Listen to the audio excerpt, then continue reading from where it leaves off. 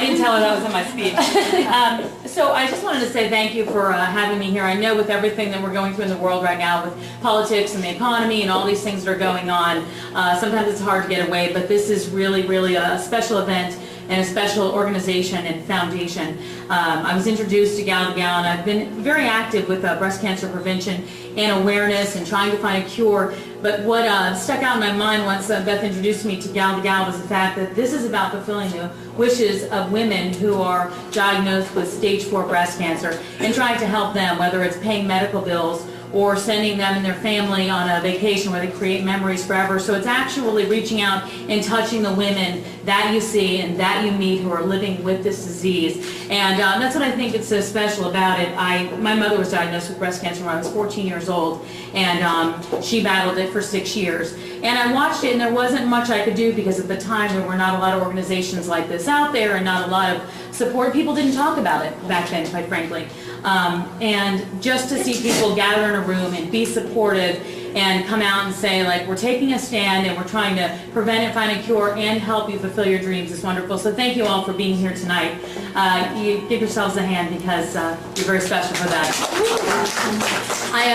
I asked Beth a little bit earlier, I said I wanted to bring some of the stories of the women who are actually touched by this because I think it's important. So I pulled out 3 stories that touched me when I found out about them and some of the wishes that were fulfilled through Gal to Gal Foundation. And the first one is Tony. Tony is a 29-year-old woman, and her wish was to go on a dream vacation with her boyfriend Alex.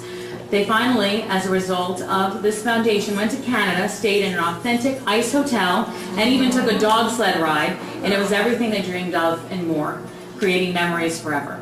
Sheila's a mother of 7, and it was her dream to take her children and her grandchildren on a wonderful vacation filled with memories to last a lifetime, and she did that thanks to your help.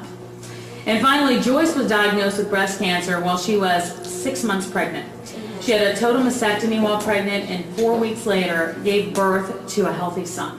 Wow. It was her wish to take her husband and now 6-year-old son on a vacation to Disney World and create memories that will now be with her family forever. And so those are just a few of the wishes that were granted by Gal to Gal Foundation, and it lets you know that there's really somebody that's receiving this money and receiving the profits and receiving things that are coming in with your help. So thank you so much for that, because it really does mean a lot. It's a small donation and everybody creates their virtual walker.